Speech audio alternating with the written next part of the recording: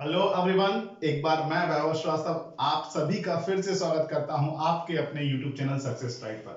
तो देखिए last lectures में जो हमने बात की है इरिगेशन इफिशियंसीज की बात की है और इरिगेशन इफिशियंसीज में बात की है उसके न्यूमेरिकल पोर्शंस की कि उनको न्यूमेरिकल पोर्शंस को किस तरीके से सॉल्व करना है। उसमें शायद एक डेफिनेशन है जिसमें शायद आपको डाउट हो रहा है, उस डेफिनेशंस को मैं करेक्ट करवाऊंगा इस लेक्चर के लास्ट में। ठीक है, थोड़ा सा और उस एक्सप्लेनेशन को दे दूंगा जिसको हम इस लेक्चर के लास्ट में हम उसको कंप्लीट कर लेंगे। तो इरिगेशन रिक्वायरमेंट ऑफ क्रॉप्स आज हमारा टॉपिक होने वाला है, जिसमें हम पढ़ने वाले हैं हमारा इफेक्टिव रेनफॉल क्या होगा, हमारा कंजम्पटिव इरिगेशन रिक्वायरमेंट क्या होगा, नेट इरिगेशन रिक्वायरमेंट क्या होगा, फील्ड इरिगेशन रिक्वायरमेंट क्या होगा और ग्रॉस इरिगेशन रिक्वायरमेंट क्या होगा।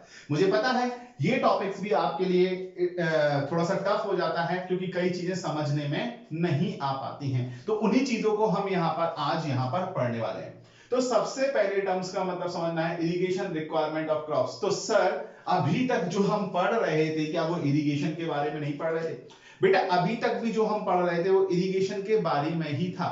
और इरिगेशन का मतलब हमने बोला होता artificial application of water on the agricultural land. अगर हम बात करते हैं इरिगेशन का, तो हमने बोला था कि बरसात के समय में जो हमारी क्रॉप्स लग रही होती है उसमें कुछ पानी का पोर्शंस बारिश भी इंक्लूड कर रहा है, यानी रेन के द्वारा भी इरिगेशन हो जा रहा है। तो हमें जब बरसात के सीजन में इरिगेशन करना है तो हमें इरिगेशन रिक्वायरमेंट निकालनी होगी। ऐसा नहीं कि अगर हम एक क्रॉप है, समझ लीजिए जस्ट फॉर एग्जांपल बोल रहा हूं, वीट है यानी गेहूं, वीट है, वीट को अगर मैंने रेनी सीजन में लगाया और वीट को अगर मैंने समर सीजन में लगाया तो दोनों समय में रिक्वायरमेंट जो होगी वो अलग अलग हो सकती है। क्यों? क्योंकि वीट को अगर हम रेनी सीजन में लगाएंगे तो कुछ अमाउंट ऑफ वाटर जो हमारा फुलफिल होगा वो रेन के थ्रू हो जाएगा, जबकि समर सीजन में जो अमाउंट ऑफ वाटर है वो रेन के थ्रू फुलफिल नहीं हो पाएगा, तो वहां पर हमें वाटर की रिक्वायरमेंट ज्यादा हो जाएगी। इसलिए हम यहां पर इरिगेशन रिक्वायरमेंट ऑफ क्रॉप की बात कर रहे हैं, जो कि इरिगेशन स्टार्ट करने पे फर्स्ट स्टेटमेंट में लिखवाया था मैंने कि same crops in different season and at different places needs different irrigation demand. एक ही क्रॉप डिफरेंट सेशन में या डिफरेंट जगह पर जो उसकी इरिगेशन रिक्वायरमेंट होगी वो अलग अलग हो जाएगी। तो अब हम बात कर रहे हैं इरिगेशन रिक्वायरमेंट की। तो अब हम यहां पर इरिगेशन रिक्वायरमेंट का मतलब है जो आर्टिफिशियल एप्लीकेशन करना है वो अमाउंट ऑफ वाटर कैलकुलेट करना है, वो हमें कितना लगाना पड़ेगा। तो हम बात करेंगे इरिगेशन रिक्वायरमेंट की बात करेंगे। तो irrigation requirement is amount of water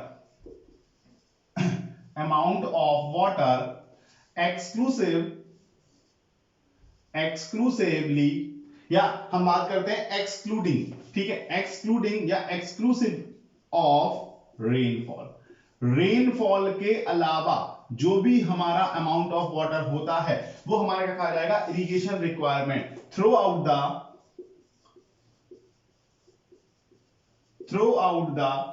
growth period of crop की ग्रोथ पीरियड के दौरान जो भी हमें रिक्वायरमेंट होगी वाटर की, एक्सक्लूसिवली किसके अलावा, एक्सक्लूसिव ऑफ रेनफॉल के अलावा उसको हम क्या बोलेंगे, इरिगेशन रिक्वायरमेंट बोलेंगे। अगर हम यहां पर इरिगेशन रिक्वायरमेंट निकालना चाह रहे हैं तो तुम मुझे बताओ कि अगर मुझे एक पौधे को पानी की रिक्वायरमेंट है, एक बॉटल है, पानी की एक बॉटल है, उसमें 10 सेंटीमीटर पानी आ सकता है, 10 सेंटीमीटर हाइट तक पानी आ सकता है, लेकिन क्या आप दूसरी बोतल लेंगे 10 सेंटीमीटर की, क्या इस बोतल में 10 सेंटीमीटर पानी है तो क्या सारा 10 सेंटीमीटर पानी इसमें आ जाएगा? क्या जरूरी नहीं है। हो सकता है कुछ पानी बाहर से फैल जाए, तो हो सकता है 0.1, 0.2, 0.3, 0.4 इस तरीके से कुछ 0.4 सेंटीमीटर डेप्थ के फॉर्म में लॉसेस हो जाए, तो हमें यहां पर लॉसेस को भी काउंट करना है। जैसे जब कैनाल से पानी चला तो पानी ज्यादा था, ठीक है, कुछ लॉसेस हुए, फील्ड तक पहुंचा, उसके बाद रूट में कुछ स्टोर हुआ, फिर कुछ लॉसेस हुए, ठीक है, और उसके बाद रूट में स्टोर होने के बाद कितना रूट्स ने बेनिफिशियली यूज किया, फिर कुछ लॉसेस हुए, तो जो हमारी फाइनल रिक्वायरमेंट है वो हमेशा ज्यादा होती है। फील्ड पे देखें रिक्वायरमेंट अगर 10 क्यूबिक की है तो हमें जो कैनाल में इनपुट देना होगा वो 10 क्यूबिक से ज्यादा देना होगा। तो अभी जो इरिगेशन इफिशियंसी में हमने क्या किया था, सोर्स से लेकर के फील्ड तक गए थे, अब हम फील्ड से स्टार्ट करेंगे और सोर्स तक जाएंगे कि कितनी वाटर की रिक्वायरमेंट वहां पर हमें मिलना है। रिवर्स प्रोसेस है इरिगेशन इफिशियंसी का लगभग, ठीक है। तो वहां से हम उस अब जो हमारा थिंकिंग प्रोसेस है वो रिवर्स हो जाना चाहिए। पहले हम कर रहे थे सोर्स से फील्ड तक, अब फील्ड से सोर्स की तरफ जाएंगे कितना रिक्वायरमेंट होता है। तो अगर हम बात करें तो इट इंक्लूड्स क्या क्या इंक्लूड्स करता है, इट इंक्लूड इवेपोट्रांसपिरेशन, इवेपोट्रांसपिरेशंस, ठीक है, रन ऑफ एंड हमारा कौन सा, परकोलेशन लॉसेस। साथ ही साथ यहां पर हम देखें तो कन्वेयंस लॉसेस को भी समझना हमें जरूरी है। अब यहां पर एक टर्म आ रहा है इवेपोट्रांसपिरेशन और एक आ रहा है रन ऑफ एंड परकोलेशन, तो इनको थोड़ा सा समझ लीजिएगा, ठीक है। मान लीजिए ये आपका ट्री है, ये आपका क्या है, ट्री है, और ट्री के नीचे की साइड पे यहां पर क्या है, ये आपका क्या है, ग्राउंड लेवल, ठीक है। आपने पानी दिया, जब आपने इसको पानी दिया तो पानी देने के कारण यहां इसकी लीव्स हैं, यहां इसकी क्या है, ये लीव्स हैं, सपोज ये लीव्स है, ठीक है। तो लीव्स के स्टोमेटा पार्ट से कुछ पानी एवापोरेशन होता है, यानी यहां पर भी क्या होता है, एवापोरेशन ऑफ वाटर, यहां पर भी एवापोरेशन ऑफ वाटर होता है, इसको बोलते हैं ट्रांसपिरेशन। क्या बोलते हैं, ट्रांसपिरेशन। इसको वर्ड क्या दिया जाता है, ट्रांसपिरेशन। और जो पानी सराउंडिंग सॉइल से, इस सराउंडिंग सॉइल से भी पानी क्या होगा, इवेपोरेशन होगा, पानी का क्या होगा, इवेपोरेशन होगा, और इस इवेपोरेशन को नाम दिया जाता है एवापोरेशन। तो ट्रांसपिरेशन अगर हम बात करते हैं यहां पर तो ध्यान दीजिएगा, ट्रांसपिरेशन प्लस इवेपोरेशन दोनों में क्या हो रहे हैं, लॉसेस हो रहे हैं, और ये भी तो हमारी रिक्वायरमेंट में काउंट होगा या नहीं। हमें पहले काउंट करना होगा कि ट्रांसपिरेशन कितना हो रहा है, एवापोरेशन कितना हो रहा है। तो अगर पेड़ की रिक्वायरमेंट 10 सेंटीमीटर हाइट की है तो ट्रांसपिरेशन भी 10 सेंटीमीटर में होगा उसी, और एवापोरेशन भी होगा। तो इतनी रिक्वायरमेंट हमें ज्यादा मिलाना पड़ेगा, वरना पेड़ अपना जीवन अच्छे से व्यतीत नहीं कर पाएगा। तो इन दोनों टर्म्स को हम कंबाइंडली क्या बोलते हैं, इवेपोट्रांसपिरेशन। इन दोनों टर्म को कंबाइंडली बोला जाता है इवेपोट्रांसपिरेशन। इसके बारे में हम अगले टॉपिक में चर्चा करेंगे, और किस तरीके से काउंट करेंगे, किस तरीके से निकालते हैं, ये सारी बातें हम नेक्स्ट टॉपिक में अपने देखेंगे। अभी आपको इतनी बात समझ में आई कि इवेपोट्रांसपिरेशन क्या होता है। पेड़ों की पत्तियों से जो एवापोरेशन ऑफ वाटर होता है उसको बोलते हैं ट्रांसपिरेशन, और सराउंडिंग सॉइल से जो होता है उसको बोलते हैं एवापोरेशन। तो इन दोनों को कंबाइंडली क्या हो जाता है, एवापोट्रांसपिरेशन, ठीक है। अब फिर एक और बात करते हैं, मान लीजिए यहां पर ग्राउंड है, ठीक है, ग्राउंड है। अब ग्राउंड में पानी जब आएगा, ये रेन आई, ये क्या आया, रेन, और जब रेन आई तो रेन दो तरीके से यहां पर आगे जा सकती है। एक होगा रेन अंदर की तरफ, ग्राउंड के अंदर चला जाएगा, और एक होगा रेन वाटर ग्राउंड के ऊपर से फ्लो होकर के निकलेगा। तो जो ऊपर से फ्लो होकर निकलता है उसको बोलते हैं run of. The amount of water which is running on the ground after raining, that is known as run off. ये रन ऑफ कहा जाता है। और जो अमाउंट परकोलेट नीचे हो जाता है उसको बोला जाता है परकोलेशन। जो अमाउंट नीचे चला जाता है, ग्राउंड लेवल के नीचे चला जाता है रेन का पानी, जो भी रेन वाटर जो भी होगा वो ग्राउंड के नीचे चला जाएगा, उसको क्या बोला जाएगा, परकोलेशन। तो आई होप अब यहां पर लिखे हुए सारे टर्म्स आपको बिल्कुल क्लियर होंगे, ठीक है। तो देखिएगा, जो इवेपोट्रांसपिरेशन है, इसको कई बार नाम दिया जाता है कंजम्पटिव यूज। क्या दिया जाता है, कंजम्पटिव यूज, कई बार नाम दिया जाता है कंजम्पटिव यूज। अब देखो, कंजम्पटिव यूज इवेपोट्रांसपिरेशन को बोलना एग्जैक्टली सही नहीं है। कंजम्पटिव यूज में इवेपोट्रांसपिरेशन के अलावा जो भी रिक्वायरमेंट होती है यहां पर पेड़ की अपने भोजन को बनाने के लिए, मतलब ट्रीज की requirement to prepare their own foods is known as consumptive use. तो कंजम्पटिव यूज की अगर हम बात करेंगे तो हम बात करेंगे यहां पर क्या क्या है, evaporation plus transpiration plus plants requirement. Plants की जो भी रिक्वायरमेंट होगी उसको यहां पर काउंट कर लिया जाएगा, तो उसको कंप्लीटली क्या बोला जाएगा, कंजम्पटिव यूज। तो कंजम्पटिव यूज एक वर्ड है जो कि प्लांट्स की वाटर रिक्वायरमेंट के लिए यूज किया जाता है। किसके लिए यूज किया जाता है, प्लांट्स की वाटर रिक्वायरमेंट के लिए यूज किया जाता है। तो आई होप कि इतनी चीजें आपको कंप्लीटली क्लियर हो गई होंगी। कुछ टर्मिनोलॉजी थी जिसको मुझे यहां पर डिफाइन करना था, मैंने आपको डिफाइन किया कि एवापोट्रांसपिरेशन क्या होता है, कंजम्पटिव यूज क्या होता है। ब्रॉडली देखा जाए प्रैक्टिकली तो कंजम्पटिव यूज इवेपोरेशन, ट्रांसपिरेशन और प्लांट्स रिक्वायरमेंट होती है, बट हम कंजम्पटिव यूज कई बार एवापोट्रांसपिरेशन को भी मान लेते हैं क्योंकि ऐसा कैलकुलेशंस बोली गई है थ्योरेटिकल पार्ट में। क्लियर है बात। तो अब हम यहां पर आगे की बात करते हैं। तो irrigation requirement exclusive of rainfall हमें निकालनी है, वो क्या होगी, किस तरीके से होगी, तो वो हम यहां पर बात कर रहे हैं। ठीक है, इसका स्क्रीनशॉट लेना चाहे तो ले लीजिएगा, फिर आगे हम बढ़ रहे हैं। अब हम यहां से आगे बढ़ते हैं। तो एक एक करके मैं बहुत सारे टर्म्स यहां पर डिफाइन करने वाला हूं और इन टर्म्स का एक्सप्लेनेशन भी आपको दूंगा और लिखने का मौका भी आपको कंप्लीटली मिलेगा। तो बताओ बच्चों, चीजें क्लियर हो रही हैं या नहीं। ठीक है, चलिए नेक्स्ट। तो यहां पर एक और टर्म है आपका इफेक्टिव रेनफॉल। इफेक्टिव रेनफॉल, ठीक है, इफेक्टिव रेनफॉल, इसको हम बोलते हैं पी इफेक्टिव से शो करते हैं, पी सफिक्स में इफेक्टिव। ठीक है, अब ये इफेक्टिव रेनफॉल होता क्या है, समझना बात को। ठीक है, इफेक्टिव रेनफॉल होता क्या है, जैसा कि मैंने आपको बताया कि यहां पर जो एक ग्राउंड लेवल है, यहां पर एक पौधा लगा हुआ है। ठीक है, ये पौधा लगा हुआ है। ठीक है, यहां पे आई रेन, कौन आया, रेन आया, तो रेन के कारण कुछ पानी क्या हो गया, लॉसेस हो गए। लॉसेस कौन सा, एक तो हो गया परकोलेशन, दूसरा हो गया यहां से रन ऑफ। ठीक है, अगर मान लीजिए रेन का कुछ अमाउंट आया तो हमारे कुछ लॉसेस हो गए, एक परकोलेशन, एक हो गया हमारा कुछ अमाउंट हो गया। ठीक है, लेकिन कुछ अमाउंट ऑफ वाटर इस पोर्शन में आकर के रुक जाएगा या नहीं, इस रेनफॉल का कुछ अमाउंट ऑफ वाटर इस पोर्शन में आकर रुकेगा। जैसे हम बात करें, जब हम सॉइल में पानी डालते हैं, मान लीजिए एक आपने मिट्टी का गमला लिया, उसमें सॉइल भरी, ठीक है, आपने क्या किया, सॉइल में पानी डाला, तो कुछ पानी तो उसके नीचे से निकल जाएगा और कुछ पानी मिट्टी को गीला कर देगा। जो पानी मिट्टी को गीला कर रहा है मतलब वहां पर रुक रहा है या नहीं, उसका मतलब यही रुका।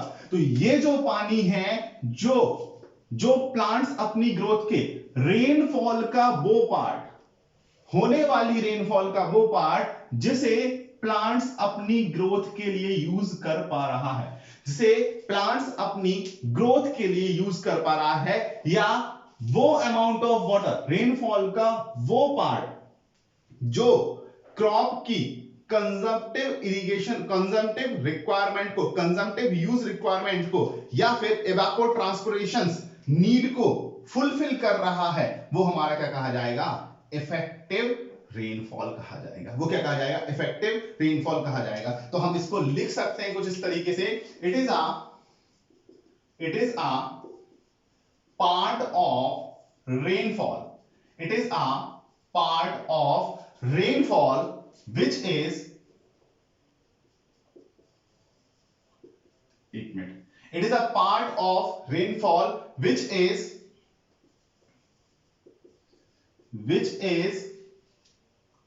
ऐसा लिखेगा, एक मिनट सेंटेंस फ्रेम कर लूं। हाँ, it is a part of rainfall which is occurring during rainfall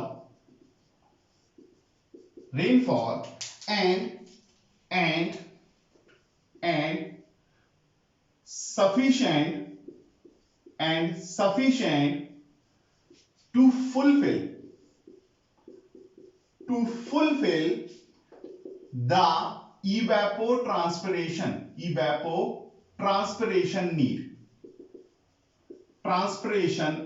need of crops। या हम ऐसा भी लिख सकते हैं consumptive use, consumptive use requirement of crops, consumptive use requirement of crop. तो हम बोलेंगे it is a part of rainfall which is occurring, जो कि हो रहा है, अकरिंग मतलब जो कि हो रहा है during rainfall and sufficient to fulfil the evapotranspiration need of crops और consumptive use requirement of crops. अब इसको एक एग्जांपल से समझने की बात करते हैं, ठीक है। मान लीजिए एग्जांपल से समझने की बात करते हैं। मान लीजिए एक एग्जांपल ले रहा हूं मैं यहां पर, जो रेनफॉल हुआ, जो टोटल अमाउंट ऑफ रेनफॉल हुआ, वो टोटल अमाउंट ऑफ रेनफॉल हुआ 10 सेंटीमीटर। वो कितना हुआ? 10 सेंटीमीटर, ठीक है। अब इस 10 सेंटीमीटर में से रन ऑफ के कारण, रन ऑफ या फिर डीप परकोलेशन के कारण, डीप परकोलेशन के कारण क्या हो गए हैं? ये लॉसेस हो गए हैं। ये क्या हो गया? लॉसेस। और लॉसेस कितने हो गए हैं? मान लीजिए 2 सेंटीमीटर लॉसेस हो गए हैं। अगर रन ऑफ और डीप परकोलेशन के कारण जो लॉसेस हो चुके हैं वो कितने हो चुके हैं? 2 सेंटीमीटर। तो आप बताइएगा इफेक्टिव रेनफॉल जो कि हमारी क्रॉप ने यूज किया वो कितना हो जाएगा? 10 - 2 इज इक्वल टू 8 सेंटीमीटर हो जाएगा या नहीं? अब ये डिपेंड करता है कि कंप्लीट, अगर हमारे इस क्रॉप को कंप्लीट रिक्वायरमेंट 8 सेंटीमीटर की हुई तब तो ठीक है, लेकिन यदि 8 सेंटीमीटर से ज्यादा होती है, 8 सेंटीमीटर से ज्यादा होती है, तो बताओ जितना भी हमें इरिगेशन करना है उसका कुछ पार्ट इफेक्टिव रेनफॉल ने फुलफिल कर दिया या नहीं? अगर 8 सेंटीमीटर से ज्यादा होती है हमारी रिक्वायरमेंट क्रॉप की, तो कुछ पार्ट तो हमारे इफेक्टिव रेनफॉल ने हमारा फुलफिल कर दिया है या नहीं? तो वही हम लिख रहे हैं sufficient and sufficient to fulfil the evapotranspiration need. Sufficient होने का मतलब है या तो कंप्लीटली भी फुलफिल कर सकता है, अगर रेन ज्यादा हो गया तो कंप्लीटली फुलफिल कर सकता है, लेकिन अगर रेन कम हुआ तो कंप्लीटली फुलफिल नहीं कर सकता है। तो अगर हम लिखना चाहें effective rainfall is equal to, क्या लिखना चाहें? Effective rainfall is equal to, ऐसा is equal to total rainfall, P यानी टोटल रेनफॉल, या सिंपली लिख सकते हैं आप रेनफॉल माइनस लॉसेस। लॉसेस किसके कारण? या तो रन ऑफ हो सकता है या फिर हो सकता है डीप परकोलेशन, डीप परकोलेशन, या फिर दोनों ही हो सकते हैं, run of and deep percolation losses यहां पर काउंट हो सकते हैं। तो क्या ये बताओ इफेक्टिव रेनफॉल की बात पूरी समझ में आ गई या नहीं? तो effective rainfall is a part of rainfall which is occurring during rainfall and sufficient to fulfill the evapotranspiration need of crops या consumptive use requirement of crops। तो ये हमारी क्या होती है? ये हमारी होती है हमारी effective rainfall। और इसको और लैंग्वेज में भी लिख सकते हैं, कई जगह अलग अलग ऐसा लिख सकते हैं, it is a part of rainfall which is available for fulfilling the evapotranspiration need of crops or consumptive use requirement of crops। लिख सकते हैं it is a part of rainfall which is available for fulfilling। तो ये पूरा line आप eliminate भी कर सकते हैं। तो ये बताइएगा इफेक्टिव रेनफॉल आपको क्लियर हुआ या नहीं? इफेक्टिव रेनफॉल क्या हुआ? वो रेनफॉल का पार्ट जो हमारी कंजम्पटिव यूज रिक्वायरमेंट के लिए हम यूज कर रहे हैं, ठीक है। चलिए अब आगे बढ़ते हैं, यहां से दूसरे नंबर पे बढ़ते हैं। तो ये तो हुआ इरिगेशन। अब देखो आपने बोला इफेक्टिव रेनफॉल, क्या ये इफेक्टिव रेनफॉल जो हुआ वो कंप्लीट कंजम्पटिव यूज रिक्वायरमेंट को फुलफिल कर रहा है या नहीं? नहीं कर पा रहा है। अगर मान लीजिए इस क्रॉप की रिक्वायरमेंट 10 सेंटीमीटर है और इफेक्टिव रेनफॉल मिल रहा है 8 सेंटीमीटर, इस क्रॉप की रिक्वायरमेंट जो है मान लो चलो 20 सेंटीमीटर है, कितना है क्रॉप रिक्वायरमेंट? अगर हम बात कर रहे हैं 20 सेंटीमीटर है, और क्रॉप रिक्वायरमेंट जो होगी वो क्या होगी? लेट्स से 20 सेंटीमीटर है। तो बताओ क्रॉप को एक्स्ट्रा वाटर देना होगा या नहीं? और जो एक्स्ट्रा वाटर देना होगा या क्रॉप रिक्वायरमेंट हम बोल सकते हैं, या इसको ऐसा भी बोल सकते हैं कंजम्पटिव यूज रिक्वायरमेंट जो है वो कितनी है हमारी? वो कंजम्पटिव यूज रिक्वायरमेंट जो है वो 20 सेंटीमीटर है। तो अब बताओ क्रॉप को कुछ एक्स्ट्रा वाटर देना पड़ेगा या नहीं? और जो एक्स्ट्रा वाटर देना पड़ेगा वो हमारा क्या कहा जाएगा? कंजम्पटिव इरिगेशन रिक्वायरमेंट, वो क्या कहा जाएगा, कंजम्पटिव इरिगेशन रिक्वायरमेंट। तो दूसरा पैरामीटर हमारा है consumptive irrigation requirement, consumptive CIR बोला जाता है इसे, ठीक है, कंजम्पटिव इरिगेशन रिक्वायरमेंट, या इसको हम क्या बोलते हैं, इसको हम बोलते हैं CIR। अब देखिएगा कंजम्पटिव इरिगेशन रिक्वायरमेंट, तो हम क्या बोल रहे हैं, वो वाटर की requirement, it is the quantity of water which is required to fulfill the evapotranspiration need of crops, evapotranspiration need of crops apart from effective rainfall, refractive rainfall के अलावा जो हमारी रिक्वायरमेंट बची हुई है उसको फुलफिल करने के लिए जो वाटर का अमाउंट दिया जाएगा उसको हम क्या बोलेंगे, कंजम्पटिव इरिगेशन रिक्वायरमेंट। तो अब हम आगे की तरफ बढ़ते हैं, ध्यान दीजिएगा, कंजम्पटिव इरिगेशन रिक्वायरमेंट की बात करते हैं, वो क्या होता है, it is quantity of water, quantity of irrigation water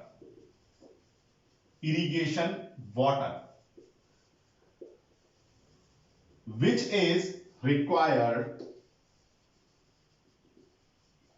is required to fulfill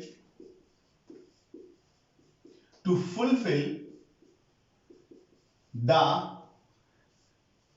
consumptive use requirement,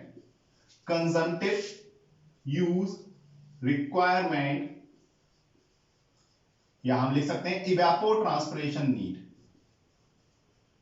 evapotranspiration need of crops,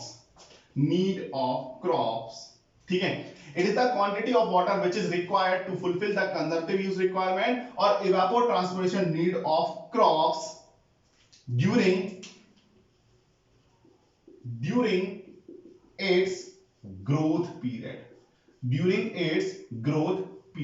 इसके ग्रोथ पीरियड के दौरान जो हमारी वाटर रिक्वायरमेंट होगी उसको हम क्या बोलेंगे, कंजम्पटिव इरिगेशन रिक्वायरमेंट। तो यहां देखिएगा क्या consumptive irrigation requirement is equal to CU minus P effective लिखा जा सकता है या नहीं, और वो कितना होगा 20 centimetre minus 8 is equal to 12 centimetre. तो अब बताओ वाटर की रिक्वायरमेंट ज्यादा हो गई या नहीं, वाटर की रिक्वायरमेंट, तो ये वो एक्चुअल रिक्वायरमेंट है जो हमें इरिगेशन के थ्रू देना है, मतलब आर्टिफिशियली जब हम वाटर दे रहे हैं वो हमें एक्चुअल रिक्वायरमेंट इतनी देना है, कहां पर, फील्ड पर, कितनी देना है, फील्ड पर, और ये पूरी की पूरी किसके द्वारा यूज किया जाएगा, क्रॉप के द्वारा यूज किया जाएगा, किसके द्वारा यूज किया जाएगा, क्रॉप के। तो ये देखिएगा जो ये रेन आया उसका कुछ पोर्शन यहां पर आया और उसको हमने पी इफेक्टिव बोला, ठीक है। अब ये पी इफेक्टिव कंप्लीटली सेटिस्फाइड नहीं कर पा रहा है, इसलिए हमने कुछ और इरिगेशन रिक्वायरमेंट निकाली। तो अब देखिए फॉर्मूला क्या बनेगा, फॉर्मूला देखना, CIR consumptive irrigation requirement is equal to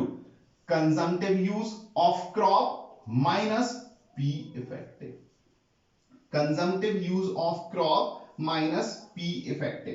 तो मुझे ये बताइएगा अगर मैं बात करूं कंजम्पटिव इरिगेशन रिक्वायरमेंट, तो कंजम्पटिव इरिगेशन रिक्वायरमेंट अगर कंप्लीटली फुलफिल हो जाती है तो ये जीरो आ जाएगा CIR, और अगर फुलफिल नहीं हुई तो कुछ ना कुछ वैल्यू आएगी। अब एक डाउट आ रहा होगा, सर अगर पी इफेक्टिव ज्यादा हो गया और कंजम्पटिव इरिगेशन रिक्वायरमेंट कम हुई तो ये वैल्यू आएगी नेगेटिव, तो क्या सर CIR नेगेटिव हो जाएगा? बेटा ये तो वो अमाउंट है, देखो तुम्हारा डाउट आ सकता है, कोई दिक्कत नहीं है। तो अगर हम बात करें CIR जो है वो हम अमाउंट ऑफ वाटर निकालें जो हमें देना है लैंड पर क्रॉप के लिए, लेकिन अगर ज्यादा है तो आप उससे ले तो सकते नहीं हो। तो आपने देखा है कि कई बार जब अधिक पानी गिर जाता है तो फसलें खराब हो जाती हैं, होती हैं यानी, तो पी इफेक्टिव अगर एक अमाउंट से ज्यादा भी हो गया तब चांसेस है हमारी ईल्ड कम हो जाए, चांसेस है ईल्ड क्या हो जाए, कम हो जाए। तो ये ध्यान रखना, ये वैल्यू नेगेटिव नहीं लिखना है, ठीक है। नेगेटिव आ रही है कोई दिक्कत नहीं है, लेकिन हम CIR क्या कर रहे हैं, amount of quantity of water जो हमें इरिगेशन के लिए चाहिए वो निकाल रहे हैं, तो वो नेगेटिव तो नहीं आएगा, ध्यान रखना। क्लियर है ये बात सभी को? बहुत बढ़िया, ठीक है। तो अब CU के बारे में लिख लेंगे, क्या है CU, क्या है, कंजम्पटिव यूज ऑफ वाटर, लिख लेना, कंजम्पटिव यूज ऑफ वाटर, और ये दोनों यूनिट जनरली लेंथ में होती है, मतलब डेप्थ के फॉर्म में होती है, ठीक है। और अगर हम बात करते हैं पी इफेक्टिव क्या है, इफेक्टिव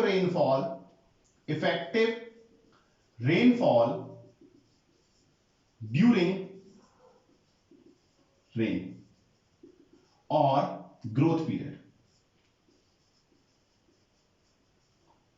पीरियड ऑफ क्रॉप। जो ग्रोथ पीरियड है उस दौरान में जो इफेक्टिव रेनफॉल हो रहा है वो हमने यहां पर निकाला हुआ है। सभी को ये अब क्लियर है?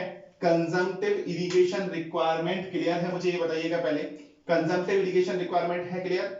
बहुत बढ़िया। अगर ये कंजम्पटिव इरिगेशन रिक्वायरमेंट क्लियर हो गई है तो ये एग्जाम्पल को मैं थोड़ा सा और आगे बढ़ाने की बात कर रहा हूं, ठीक है। अब देखो, ये तो हो गई कंजम्पटिव इरिगेशन रिक्वायरमेंट, बट तुमने एक किया हुआ था पैलियो इरिगेशन, यानी pre sowing requirement of crop. तो अगर तुमने इतनी रिक्वायरमेंट दी तो ये तो केवल क्रॉप को चाहिए है, लेकिन अगर मान लो यहां पर तुम्हारे सॉल्ट जमे हुए हैं, क्या है? सॉल्ट। ये क्या है? सॉल्ट जमा दिया मैंने, ये सॉल्ट है, ये सॉल्ट है। तो इस सॉल्ट को निकालने के लिए क्या करना पड़ेगा? लीचिंग प्रोसेस करना पड़ेगा। लीचिंग प्रोसेस करना होगा। और लीचिंग प्रोसेस होता क्या है? अब हम बात करें लीचिंग प्रोसेस करना होगा, तो लीचिंग प्रोसेस होता क्या है? लीचिंग प्रोसेस में क्या होता है, तुमने देखा है, अगर नमक है तो नमक को पानी में आसानी से घुल जाता है, ठीक है। तो क्या करेगा, जब ये नमक सॉल्ट जम जाएंगे, यहां पर सॉल्ट जम गया है, तो वो पानी के कारण जो सॉइल के जो दो हमारे एटम्स हैं उनके बीच में एरिया को ब्लॉक कर देगा, तो पानी आसानी से पर्कुलेट नहीं होकर के रूट जोन में नहीं जा पाएगा। तो हमें इस सॉल्ट को हटाना है, तो क्या करेंगे, हम पूरी फील्ड को जलमग्न कर देंगे, मतलब सबमर्ज्ड कर देंगे।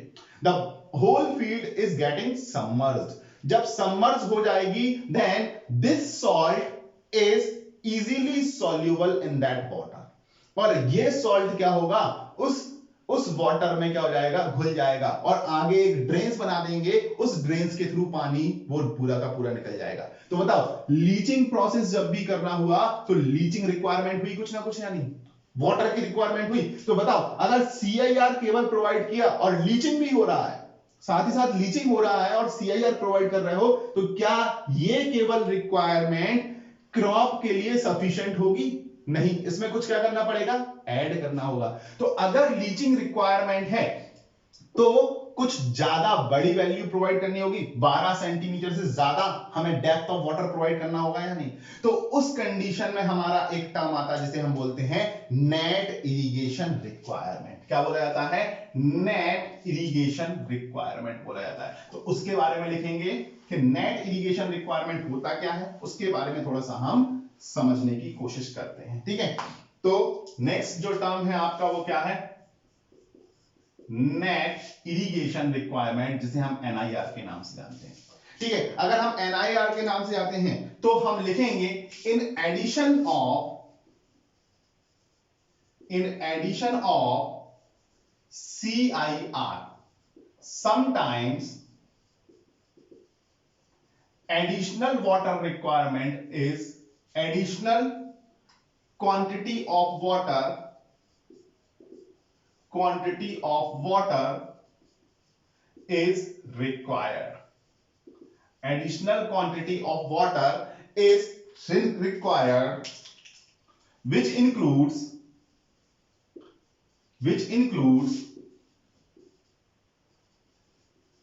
leaching requirement, तो उसको हम क्या बोलेंगे? And known as net irrigation requirement. तो हम बोल रहे हैं CIR के कंजम्पटिव इरिगेशन रिक्वायरमेंट के अलावा कुछ एडिशन रिक्वायरमेंट हमें रहती है, उसको हम क्या बोलते हैं? Net irrigation. अब इस सॉल्ट के लिए लेट से लीचिंग प्रोसेस में रिक्वायर्ड अमाउंट ऑफ वाटर, अगर हम बात करें required amount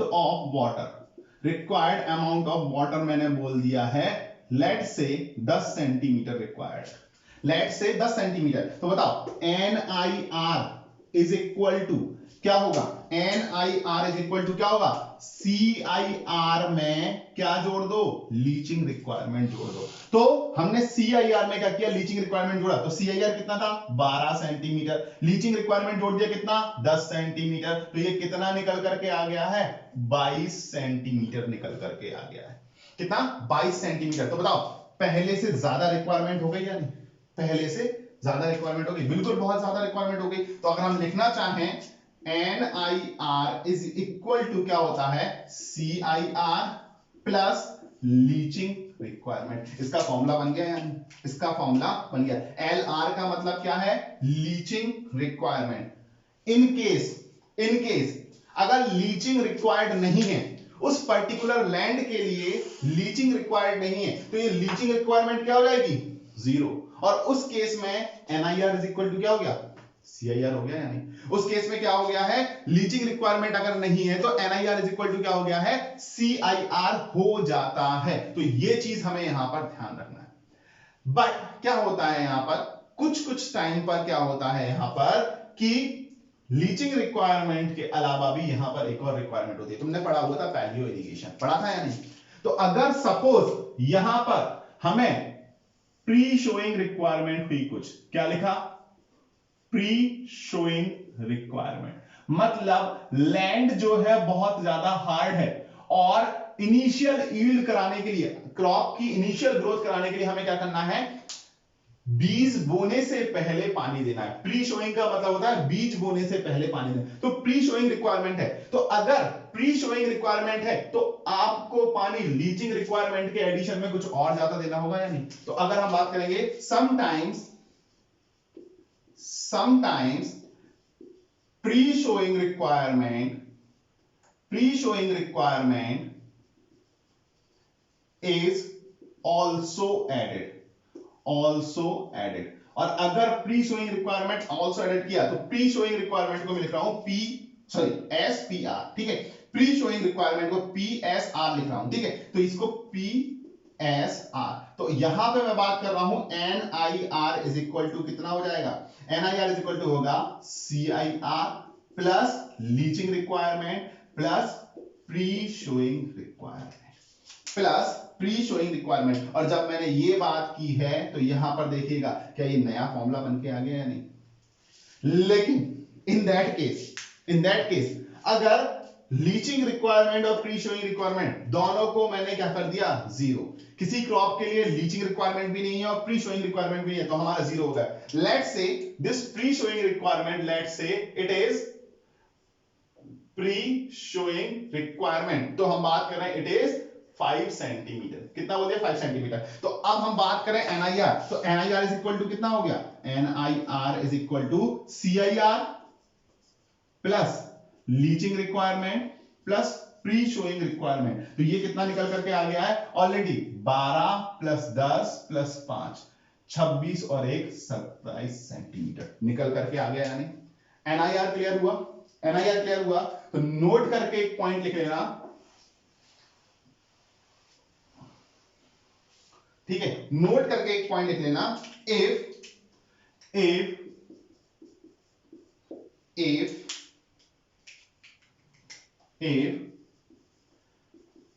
pre-showing requirement and leaching requirement are 0, then CIR will be NIR।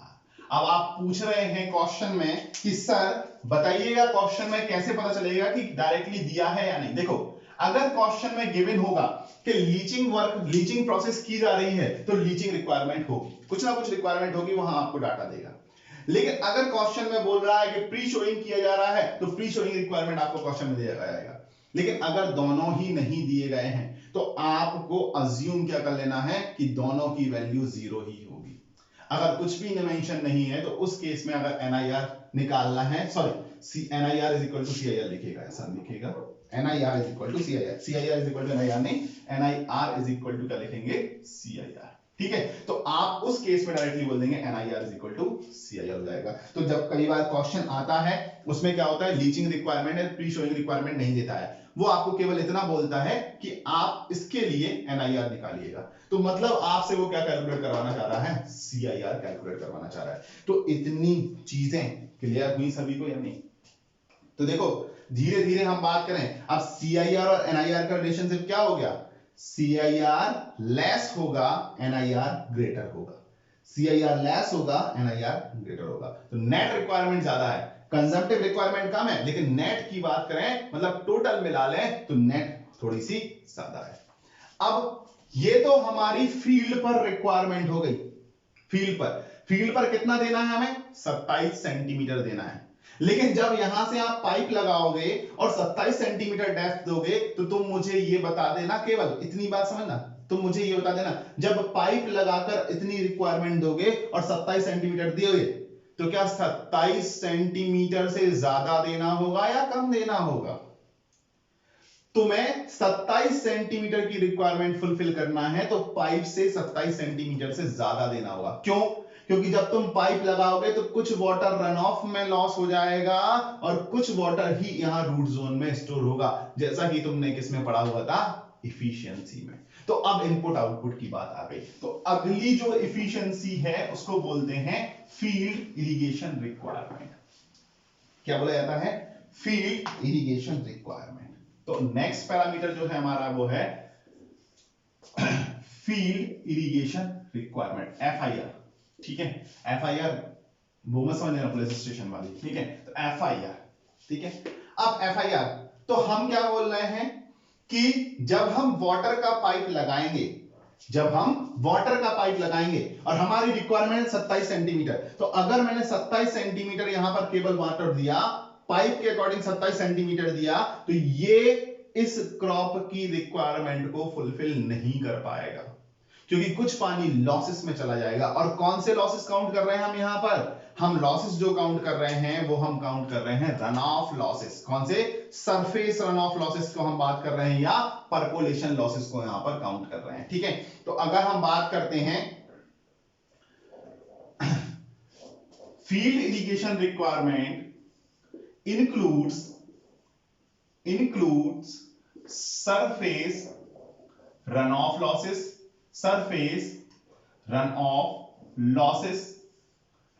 and deep percolation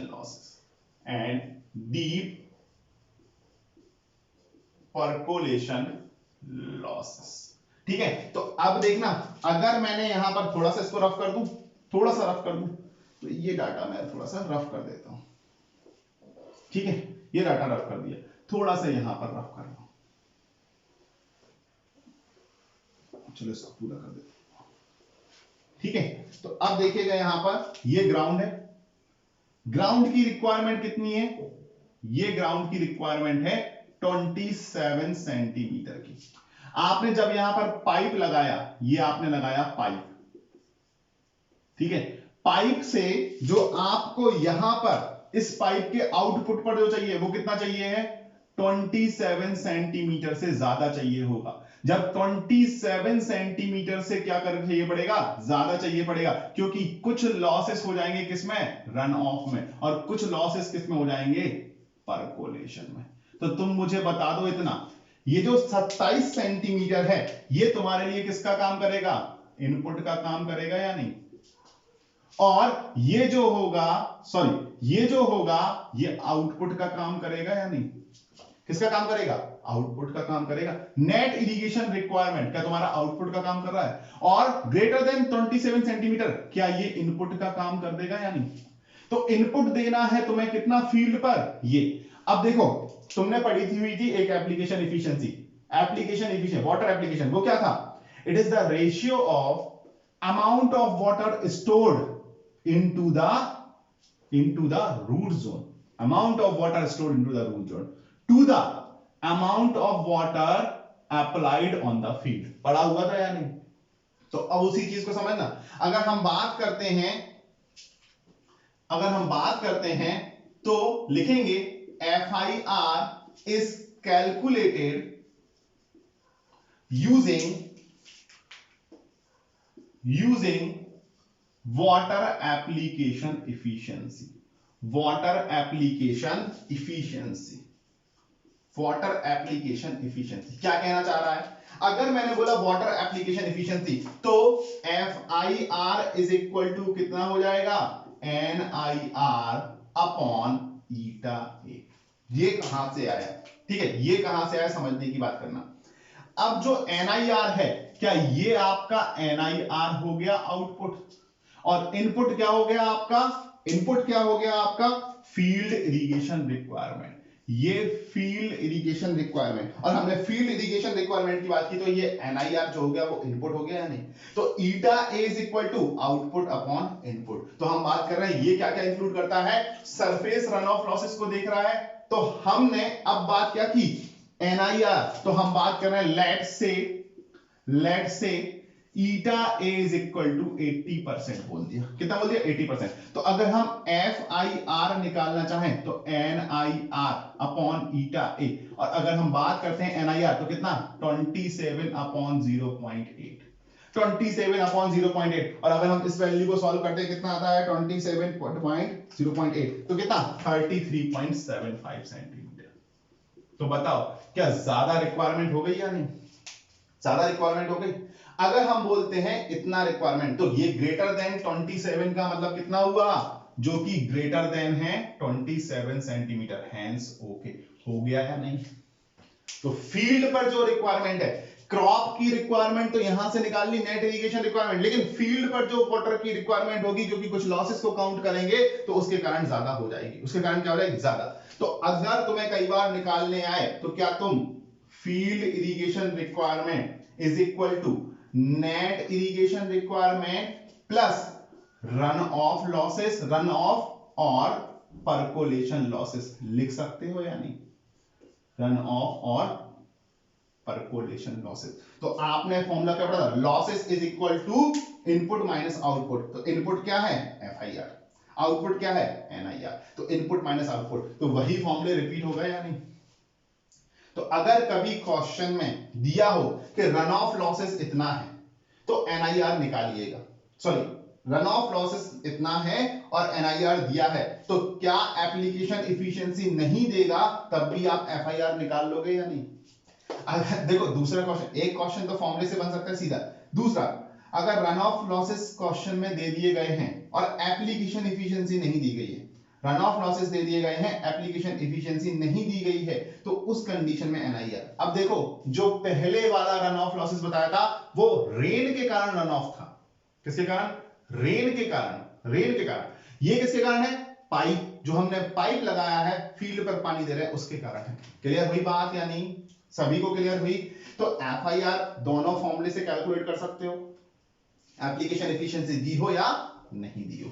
clear है? चलिए तो अब आगे हम बात करते हैं नेक्स्ट इरिगेशन रिक्वायरमेंट। तो इसके बाद भी एक इरिगेशन रिक्वायरमेंट बचती है। वो कौन सी बचती है? वो कौन सी बचती है? वो बचती है कि भैया जब पाइप है तो पाइप को सोर्स से पानी दिया जाएगा या नहीं, और जब सोर्स से पानी दिया जाएगा तो यहां पर जो रिक्वायरमेंट होगी वो ग्रेटर देन 33.75 सेंटीमीटर होनी चाहिए। क्यों? क्यों? क्योंकि यहां पर कुछ लॉसेस होंगे, कन्वेयंस लॉसेस होंगे या नहीं? कन्वेयंस लॉसेस, कन्वेयंस लॉसेस होंगे या नहीं? लेट्स से कि हमें दे दी गई है, एग्जांपल के फॉर्म में देखें, कन्वेयंस इफिशियंसी, और वो भी कितनी दे दी गई है? 70% दे दी गई। अगर 70% दे दिया गया है तो मुझे बताओ क्या जो मैं यहां पर 1-1 सेक्शन बोल देता हूं और इसको 2-2 सेक्शन बोल देता हूं, तो जो अब कन्वेयंस लॉसेस के लिए जो 1-1 सेक्शन होगा, अगर हम इस पॉइंट की बात करें तो सेक्शन जो 1-1 है वो सेक्शन 1-1 कौन सा हो जाएगा? आपका इनपुट होगा। और सेक्शन 2-2 की हम बात करते हैं तो सेक्शन 2-2 क्या हो जाएगा? आपका आउटपुट हो जाएगा। हो जाएगा या नहीं? तो यहां पर आपकी एक इरिगेशन रिक्वायरमेंट निकल के आएगी जो होगी ग्रॉस इरिगेशन, पूरे सिस्टम का ग्रॉस, पूरे सिस्टम का ग्रॉस। तो हम लास्ट रिक्वायरमेंट पढ़ेंगे gross irrigation requirement. Gross irrigation requirement. तो इसको हम क्या लिखते हैं, GIR। ठीक है, अब हम GIR की बात कर लेते हैं। तो GIR की जब मैं बात करता हूं तो इसमें लिखते हैं it includes conveyance losses and calculated on the basis of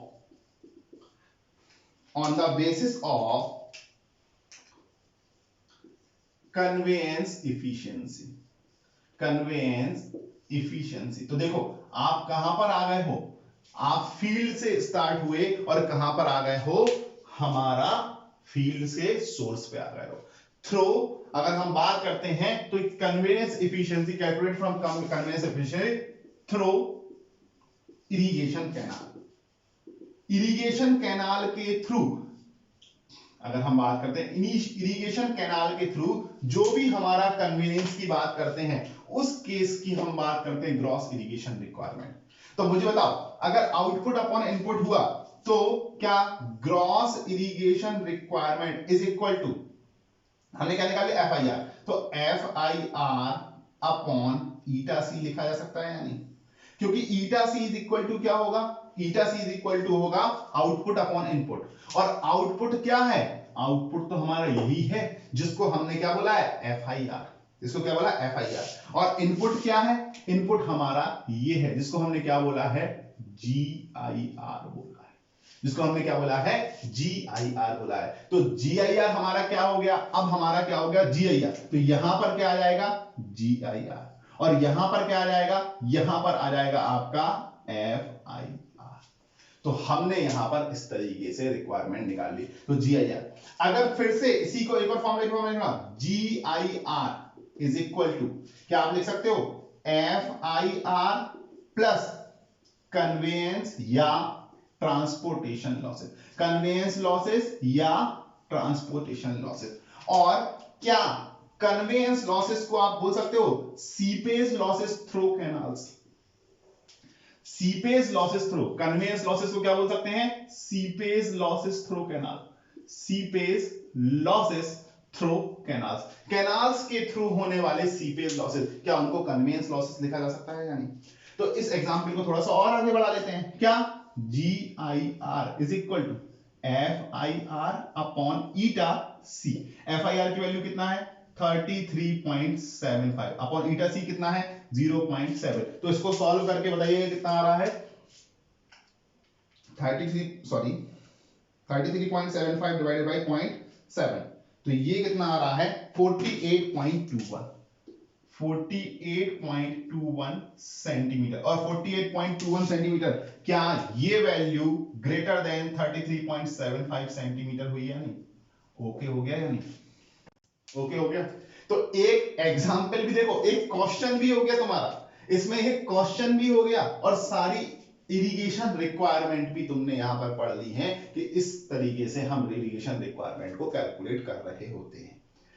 किस तरीके से इरिगेशन, तो एक एक करके फिर से डिफाइन करते हैं। P इफेक्टिव रेनफॉल का वो अमाउंट जो लॉसेस के अलावा हमारी क्रॉप यूज कर रही है कंजम्पटिव रिक्वायरमेंट को फुलफिल करने के लिए, कंजम्पटिव यूज रिक्वायरमेंट को फुलफिल करने के लिए। बट हो सकता है वहां पर कुछ रिक्वायरमेंट फुलफिल नहीं हो, तो हम कहां जाएंगे, कंजम्पटिव इरिगेशन रिक्वायरमेंट। तो कंजम्पटिव इरिगेशन रिक्वायरमेंट क्या होगा, CU minus P effective, CU minus P effective. P effective से जितना रिक्वायरमेंट फुलफिल हो गया वो ठीक है, और जितना बचा हुआ है उतना हम वाटर देंगे। बट यहां पर अगर हम बात करें तो ये तो रिक्वायरमेंट केवल फसल की है, इस क्रॉप की थी, लेकिन इसके अलावा लीचिंग रिक्वायरमेंट और प्री शोइंग रिक्वायरमेंट हो सकती है। तो हम जाएंगे नेट इरिगेशन रिक्वायरमेंट। तो net irrigation requirement is equal to क्या होगा, consumptive irrigation requirement CIR is equal to leaching requirement plus pre sowing requirement. और लीचिंग रिक्वायरमेंट और प्री शोइंग रिक्वायरमेंट को जीरो कर दोगे तो NIR इज इक्वल टू क्या हो जाएगा, CIR। उसके बाद हम जाएंगे फील्ड इरिगेशन रिक्वायरमेंट। तो फील्ड इरिगेशन रिक्वायरमेंट किस बेसिस पे है, एप्लीकेशन, वाटर का एप्लीकेशन कैसा हुआ, तो वाटर एप्लीकेशन एफिशिएंसी। तो field irrigation requirement is equal to NIR upon eta C. तो तुम मुझे बताओ, क्या field irrigation requirement is equal to CIR upon eta a लिखा जा सकता है या नहीं। अगर प्री शोइंग रिक्वायरमेंट और लीचिंग रिक्वायरमेंट को जीरो कर दिया जाए तो तो FIR is equal to CIR upon eta, ये भी लिखा जा सकता है या नहीं? तो कई बार ऐसे ऑब्जेक्टिव बना के दे सकता है आपको, वहां पर बोलेगा निम्न में से सही फॉर्मूले को पहचानिएगा। तो आपको देखना होगा, अगर प्री शोइंग रिक्वायरमेंट और बाकी 3 पैरामीटर अगर नहीं मिल रहे होंगे तो CIR अपॉन ईटा ये भी लिख सकते हैं, लेकिन हमारा लीचिंग रिक्वायरमेंट और प्री शोइंग रिक्वायरमेंट 0 माना जाएगा वहां पर। ठीक है, उसके बाद हमने लिखा है GIR यानी ग्रॉस इरिगेशन रिक्वायरमेंट। तो ग्रॉस इरिगेशन रिक्वायरमेंट क्या होता है कि वाटर कन्वेयंस लॉसेस को हम यहां पर कंसीडर कर रहे होते हैं, और एप्लीकेशन में कौन से लॉसेस कंसीडर कर रहे होते हैं, जल्दी बताओ। एप्लीकेशन में कौन से? Deep percolation and run off losses हम कंसीडर कर रहे होते हैं। तो अगर हम बात करें यहाँ पर कन्वेयंस लॉसेस को हम ऑफर कर रहे होते हैं, तो कन्वेयंस लॉसेस की बात करें तो कन्वेयंस लॉसेस क्या होते हैं, सॉरी, तो हम क्या बोलते हैं, GIR is equal to FIR upon eta C, और FIR में अगर कन्वेयंस लॉसेस जोड़ देंगे तो GIR हमारा निकल करके आ जाएगा। तो इस तरीके से क्वेश्चंस को हम सॉल्व कर सकते हैं। तो आई होप कि ये सारी इरिगेशन रिक्वायरमेंट आपको यहां पर समझ आई होंगी, और समझ आई है तो लाइक कर देना। एक जो पॉइंट रह गया है प्रीवियस वाले में, इसी में, तो वो हम देखते हैं वो क्या है। अब यहां पर एक रिलेशनशिप पूछ लिया जाता है, relationship between different irrigation requirement. तो अगर हम बात करेंगे तो नोट करके लिख लीजिएगा, relationship between different irrigation requirement. तो अगर हम रिलेशनशिप देखने की बात करें तो सबसे बड़ा कौन सा होगा? सबसे बड़ा होगा GIR। तो ऑब्जेक्टिव में इस तरीके से भी पूछ सकता है। फिर कौन सा होगा? FIR। फिर कौन सा होगा? NIR। और फिर कौन सा होगा? CIR होगा। ठीक है, और इसको हम ये भी लिख सकते हैं कि NIR बड़ा भी हो सकता है और इक्वल टू CIR भी हो सकता है, या फिर केवल ऐसा लिखा जा सकता है कि इक्वल टू CIR होगा। तो ऑब्जेक्टिव में आपको डिफरेंट तरीके से ऑब्जेक्टिव बना करके दे सकता है, तो आपको उसमें बेस्ट सुटेबल आंसर आपको आइडेंटिफाई करना होगा, बेस्ट सुटेबल आंसर आइडेंटिफाई करना होगा इस तरीके से। तो ये होगा decreasing order of irrigation requirement of water. क्या होगा? Decreasing order of irrigation requirement of water. अगर इंक्रीजिंग ऑर्डर लिखना होगा तो क्या होगा? इंक्रीजिंग ऑर्डर क्या है? CIR, then NIR, then FIR और देन GIR। इस तरीके से आप यहां पर क्वेश्चंस को ऑब्जेक्टिव बना करके पूछ सकता है, तो वो आपको यहां पर सॉल्यूशंस देखना होगा। ठीक है, अब यहां पर एक और पॉइंट रह गया है, जैसा कि मैंने आपको बताया कि लेक्चर नंबर शायद 12 था जिसमें हम इरिगेशन रिक्वायरमेंट की थ्योरी की बात कर रहे थे, और उस थ्योरी वाले पोर्शन में मैंने शायद स्टोरेज इफिशिएंसी की जो डेफिनेशन है थोड़ा सा उल्टा लिख दी है। ठीक है, तो अगर हम बात करेंगे वाटर स्टोरेज, चलो ये हटा देते हैं। ठीक है, वाटर स्टोरेज इफिशिएंसी। तो वाटर स्टोरेज इफिशिएंसी जो होती है वो हम बात करते हैं ईटा एस। तो हम बात करते हैं कि मान लीजिए हमारी जो रिक्वायरमेंट है वो कितनी है? VRRZ, लेकिन हमने इसमें कितना अमाउंट ऑफ वाटर फिल कर पाया? हमने अमाउंट ऑफ वाटर इतना फिल कर पाया। तो ये हो गया VRZ, amount of water store. तो हमने जो डेफिनेशन लिख दी है शायद, तो वो हमने लिख दिया, it is the ratio of required depth of water या required amount of water into the root zone. But वो नहीं होगा, it is the ratio of stored amount of water into the root zone to the required amount of water into the root zone। तो हमने जो definition है वो definition उल्टी लिखी थी, it is the ratio of required amount of water to the stored amount of water. तो formula हमारा सेम था, फॉर्मूला सही लिखा हुआ है, eta S is equal to कितना हो जाएगा? आउटपुट कितना आ रहा है? VRZ। तो VRZ अपॉन VRRZ इनटू 100। तो फॉर्मूला हमने सही लिखा हुआ था, लेकिन शायद डेफिनेशन, एक्सप्लेनेशन भी सही दी हुई थी, बट शायद डेफिनेशन थोड़ी सी गड़बड़ हो गई थी, उसको आप करेक्ट कर लेना। क्लियर है? तो thank you for the viewers जो थोड़ा सा होश में देख रहे हैं, जिन्होंने हमें ये बताया है। बाकी लोगों ने एक्सेप्ट कर लिया तो शायद ये गलती नहीं पकड़ी है, तो थोड़ा सा पेशेंस रखिएगा, थोड़ा सा ध्यान भी दीजिएगा। मैं भी इंसान हूं और इंसानों से गलतियां हो सकती हैं, तो एक्सप्लेनेशन कुछ और होती है, कई बार सेंटेंस फ्रेम करने में कुछ गलती हो सकती है, एक आध बार होगी, ज्यादा नहीं होगी। मैं पूरी इसके लिए मैं बिल्कुल तहे दिल से आपसे माफी चाहता हूं, आगे से ऐसी गलती कोई भी नहीं होगी। So once again thank you everyone, thank you for joining the sessions and like कीजिएगा, कमेंट कीजिएगा एंड हमें कमेंट सेक्शन में आपके जो डाउट हैं वो भी हमें बताइएगा कि आपके क्या डाउट हैं, उनको हम सॉल्व करने की कोशिश करेंगे। और इस संडे को डेफिनेटली हम एक सेशंस रखने वाले हैं जिसमें हम आपका लाइव डाउट सेशंस लेने वाले हैं। तो तब तक के लिए खुश रहिएगा, देखते रहिएगा और अपने प्रैक्टिस करते रहिएगा और हम आगे बढ़ते हैं इसी के साथ। Thank you so much.